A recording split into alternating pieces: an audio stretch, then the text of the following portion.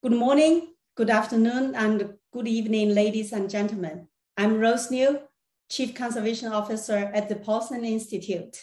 The Paulson Institute is a nonpartisan, independent think and do tank dedicated to fostering a US-China relationship that serves to maintain global order in a rapidly evolving world. To support CBD COP15 and its preparation process, my organization initiated a research project 2 years ago in partnership with the Nature Conservancy and Cornell University, and we launched our research report named Financing Nature, Closing Global Biodiversity Financing Gap in September last year. If you are interested in reading the full report, you can download it from our website. First, I'd like to share the 5 key insights of our report.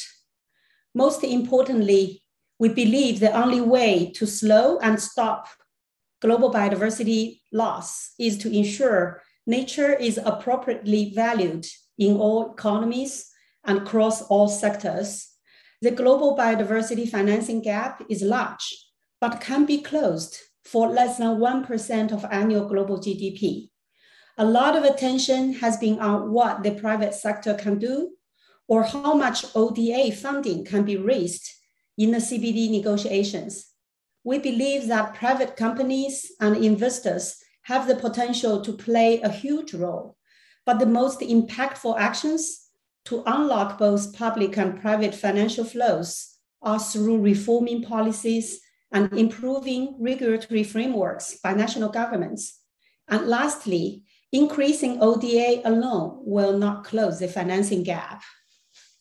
We estimate annual financial flow towards biodiversity conservation is at least in the range of 124 to 143 billion US dollar per year as of 2019, which is only 0.12% to 0.14% of global annual GDP.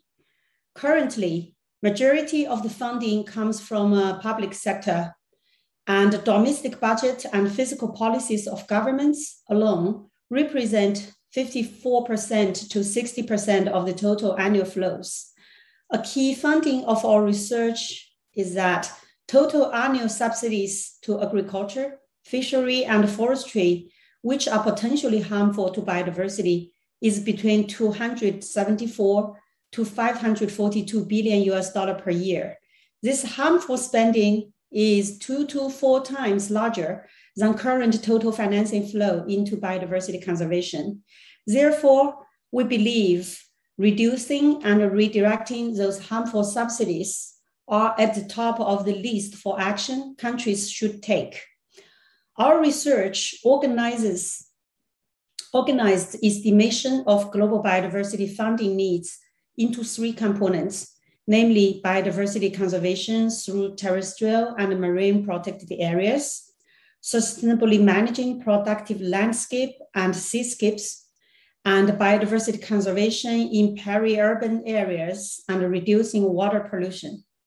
This number, which ranges between 722 and 967 billion US dollar per year, is the basis for us to determine the annual financing gap. This graph shows the total biodiversity financing gap represented by the pink box in the center. The gap is around 700 billion US dollar per year. While this amount seems very large, it's actually comparable to the total global climate commitment of nearly 600 billion US dollar per year.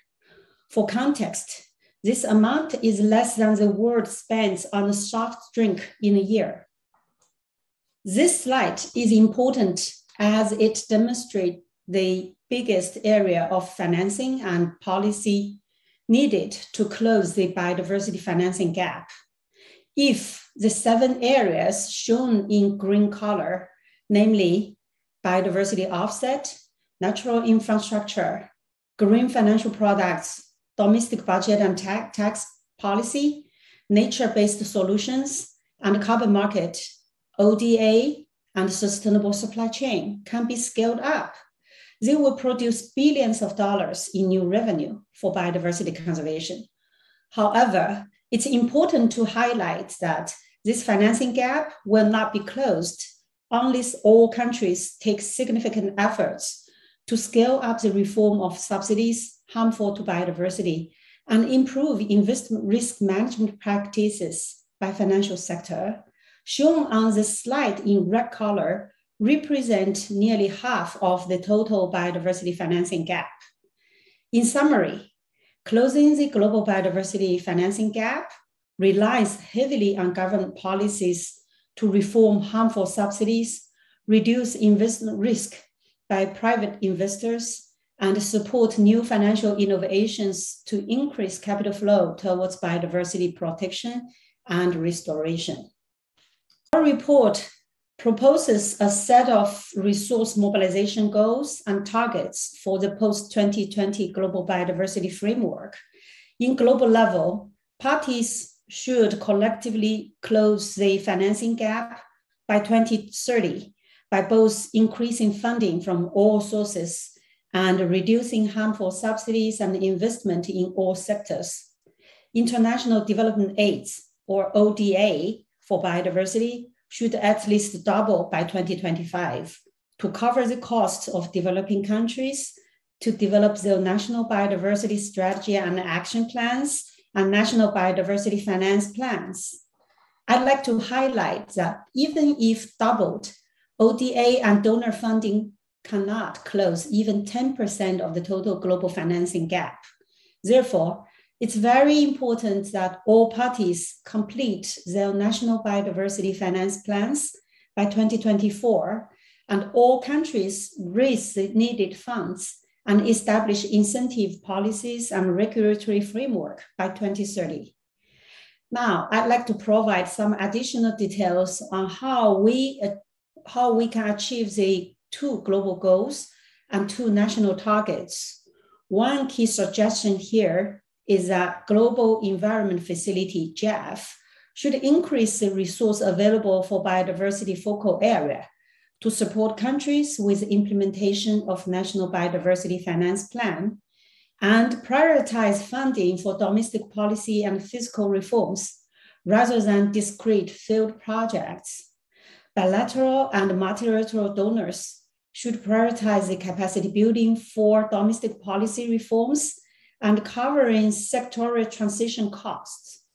Multilateral financial institutions should provide blended investment capital, such as concessionary loans and equity, to help attract and secure private investment in nature-positive projects, and work with private banks to develop and incorporate investment risk screens and mitigation requirements to avoid harm to nature.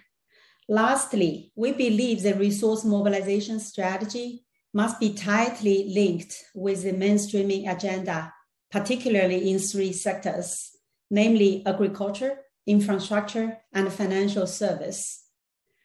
Thank you for your time today.